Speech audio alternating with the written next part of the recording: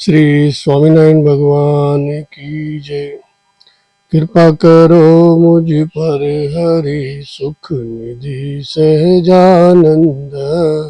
आपके गुणगान करने बुद्धि दो भगवन। अक्षर पुरुषोत्तम भय यहाँ प्रकट भूतल पर प्रभु। अनेक जीव धारने को मनुज तनु लीने विभु। श्री स्वामीनारायण भगवान की जय। अक्षय पुरुषोत्तम महाराज की जय। गुणातीतानंद स्वामी महाराज की जय। श्याम रामचंद्र भगवान की जय। उमापति महादेव की जय। राधा कृष्ण देव की जय। दुर्गे मात की जय। प्रकट गुरु हरि महेंद्र स्वामी महाराज की जय। मेरे समस्त बुजुर्ग भाइयों को मेरा प्रणाम, बच्चों को मेरा आशीर्वाद। आज की सत्संग प्रवृत्ति में जैसा कि हम भगवान स्वामीनारायण की कथाएं आपको प्रसिद्ध करते रहते हैं, इसी क्रम में आज भगवान स्वामीनारायण ने अपने जो प्रभुता का समाधि प्रकरण जो शुरू किया था, उसी के अंतर्गत आज हम आपको भगवान स्वामीनारायण के समाधि प्रकरण के बारे में आपको प्रेषित करेंगे। मैं उम्मीद करता हूँ आप सबको पसंद आए ये कथा। भगवान स्वामीनारायण की ये जो लीला है वो सत्य घटनाओं पर आधारित है। मैं पुनः उन सभी भाई बहनों से प्रार्थना करूंगा जिन्होंने अभी तक इस चैनल को सब्सक्राइब, लाइक और वेल नहीं करी, कृपया उस चैनल को सब्सक्राइब करें, लाइक करें, वेल करें और अपने सगे संबंधी भाई बंधुओं को सभी को भगवान स्वामीनारायण की जो कथाएं हैं सबको प्रेषित करें। जय स्वामीनारायण। आज के प्रकरण में समाधि प्रकरण का है। श्री हरि सत्संग के प्रचार के लिए संत और अपने हरि भक्तों के साथ निरंतर अपने विचरण में रहते थे। श्री हरि का उपदेश सुनकर लोग देहाभिमान छोड़कर उनके चरणों में समर्पित हो जाते थे।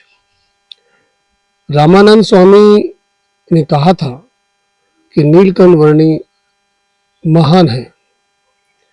जब वे अपनी समझ से लोगों को अपनी प्रभुता का प्रकट कराएंगे, दर्शन कराएंगे, तभी लोग उनको समझ पाएंगे।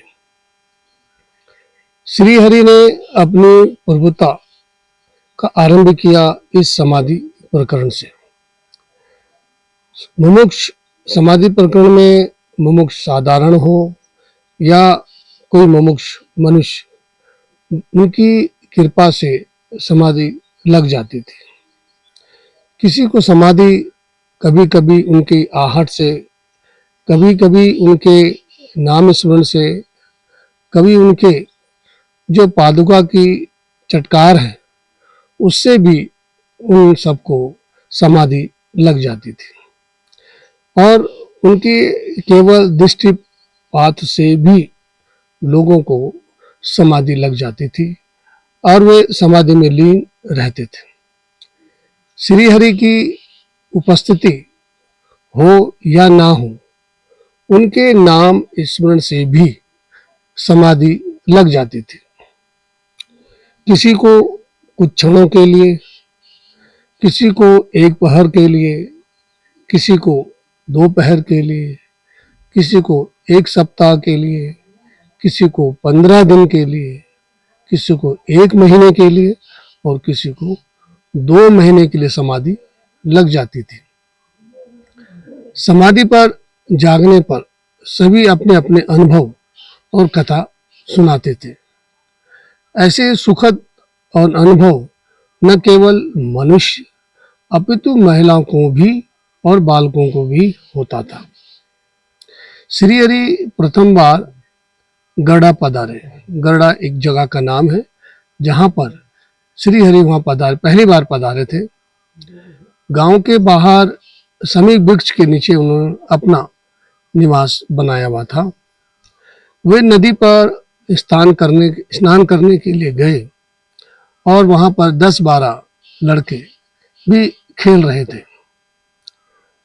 वो श्री हरि के पास आए और श्री हरि के दर्शन मात्र से ही उनको समाधि लग गई और श्री हरि ने उनकी ढेर बना दी, यानी कि एक के ऊपर एक ऐसे करके 12 जो बच्चे थे, 12 जो बालक थे, उन सबको समाधि लग गई। कुछ लोग दौड़े भागते हुए वहां आए और बच्चों के जो अभिभावक थे वो भी वहां पर रोते बिलखने लगे कि हमारे बच्चों को जीवित करो। श्री हरि ने कहा ठीक है, सबसे नीचे जिसका बच्चा है या लड़का है वो अपने लड़के को खींच ले। लड़के के स्वजन आए और वहां आकर नीचे जिसका बालक था उन्होंने उस बालक को खींचना शुरू किया और श्रीहरि ने जब उनको दृष्टि करी तो वो जागृत हुए। इसी क्रम में धीरे धीरे धीरे करके सारे बच्चे जागृत हुए और उठ बैठे। उन जब बच्चे सारे जागृत हुए तो गांव के लोगों के सामने श्री हरि ने उन बालकों से पूछा कि आप कहाँ गए थे, आपने क्या देखा। लड़कों ने कहा हम तो बहुत प्रसन्न थे और भगवान के घर गए थे, वहां पर हमने एक दिव्य चमत्कार देखा। और वहां पर एक बालक ने कहा ये जो, यानी कि श्री हरि की तरफ इशारा करते हुए बोला, ये जो बैठे हैं इनको एक बहुत बड़े सिंहासन पर विराजमान हमने इनको देखा। और इसी तरह जब सबने अपने बताया तो सारे के सारे बच्चे श्री हरि के चरणों में गिर पड़े और बच्चों की कहानी सुनकर सारे लोग चकित हो गए। समाधि की बात दूर दूर तक फैलने लगी। स्वामी मुक्तानंद जब उन्होंने ये समाचार सुना, ये बात सुनी, तो वो श्री हरि को उदाहरण देने के लिए इरादे से कच्छ से सौराष्ट्र की तरफ आए और मेघपुर गांव में जहां श्री हरि मिले, उनसे एकांत में मिले और उन्होंने कड़े शब्दों में श्री हरि को उल्हाना दी कि आप ये किस तरह का ढोंग रच रहे हैं, सत्संग में इस तरह का ढोंग अच्छा नहीं है और समाधि तो योगियों को बड़े कठिन से होती है और आप ये इस तरह की समाधि प्रकरण क्यों कर रहे हैं, मैं इस बात को नहीं मानता। श्री हरि ने कहा हम तो रामानंद स्वामी का भजन करवाते हैं और उनसे लोगों को समाधि लग जाती है। इस उत्तर से मुक्तानंद स्वामी को संतोष नहीं हुआ। तब श्री हरि ने स्वामी के साथ उनके एक शिष्य संत दास जी को बुलाकर बैठाया और उनसे कहा कि आप ध्यान में बैठे। जैसे ही संत दास जी ध्यान में बैठे तो उनको समाधि लग गई। मुक्तानंद स्वामी नाड़ी के परीक्षक थे, वो जानते थे। श्री हरि ने उनसे कहा कि मुक्तानंद जी आप संत दास जी की नाड़ी परीक्षा कीजिए।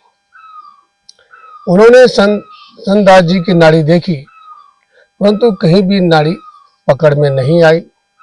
संत जी के हाथ, सिर, छाती सब पर हाथ रखा लेकिन सब कुछ शाश्वत था।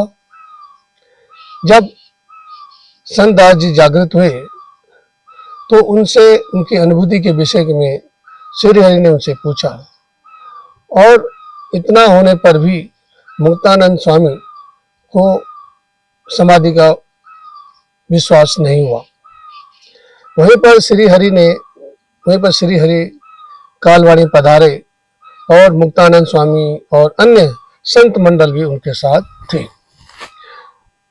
दूसरे दिन प्रातः काल जब सभी लोग स्नान करने के लिए जा रहे थे और रास्ते में पलावस करने के लिए मुक्तानंद स्वामी रास्ते में बिछड़ गए। एक घटना घटी।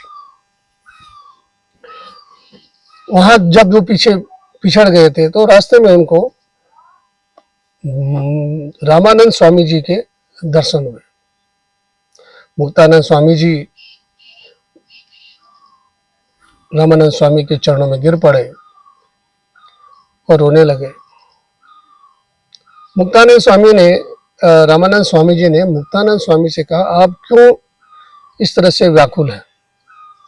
आपको मैंने पहले ही कहा था कि मैं तो केवल एक डुगडुगी बजाने वाला हूँ, खेल खिलाने वाले तो यही हैं और ये आगे और भी खेल खिलाएंगे, ये आप देखते रहना। मुक्तानंद स्वामी का जो संयम था वो दूर होता गया। मुक्तानंद स्वामी रास्ते से फूल रास्ते से तोड़ते हुए और उनकी माला बनाते हुए चले आए। जब वो अपने आश्रम पे पहुंचे तो उन्होंने उनके पास जो स्मृति चित्त की जो खड़ाऊ मुक्तानंद जी के पास थी रामानंद स्वामी जी की, और मुक्तानंद स्वामी जी जब वहाँ पहुँचे स्थान पे तो उन्होंने वो खड़ाऊ स्मृति खड़ा उठा के वो चरण उसको स्मरण कर सहजानंद स्वामी यानी कि श्री हरि के स्वामी के पास गए और उनको वहाँ मुक्तानंद स्वामी जी ने रामानंद स्वामी जी के सिंहासन पर बिठाया और उनको वो पादुकाएं यानी कि चरण पादुकाएं जो थी रामानंद स्वामी जी की वो उनको पहनाई। और श्री हरि मना करते रहे, परंतु स्वामी का आज उमंग परवान चढ़ा हुआ था। उन्होंने रामानंद स्वामी के आसन पर उनको विराजमान कर श्री हरि को चंदन फूल आदि से पूजन करके आरती करी और रचना करी, जय सच्चिदानंद स्वामी। यह आरती आज पूरा संप्रदाय 2 शताब्दियों से कर रहा है। साष्टांग प्रणाम करके श्री हरि का संपूर्ण दासत्व उन्होंने स्वीकार कर लिया।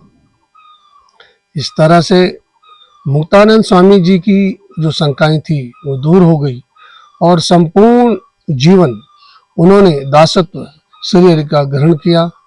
और इस प्रकरण से धीरे धीरे जो समाधि का प्रकरण आज तक चला आ रहा है और श्री हरि ने जो शुरू करा उससे उनकी प्रवृत्ता से कई लोगों को समाधि लगी और समाधि में जाकर जब उन्होंने अपने देखा कि श्री हरि कौन है क्या है, तब से और आज तक ये समाधि का प्रकरण चला आ रहा है। और इसी क्रम से श्री हरि की जो लीलाएं हैं, भगवान स्वामीनारायण की जो लीलाएं हैं, वो आपको कंटिन्यू आपको प्रसिद्ध करते रहूँगा। आशा करता हूँ कि आप सबको यह समाधि प्रकरण जो भगवान स्वामीनारायण की प्रथा से उन्होंने शुरू करी थी सबको पसंद आई होगी। आशा करता हूँ कि आगे भी इसी तरह सब मेरे भाई बहन इस तरह की जो कथाएं हैं वो प्रेषित करते रहेंगे, अपने सगे संबंधियों को भी प्रेषित करते रहेंगे। जय स्वामीनारायण।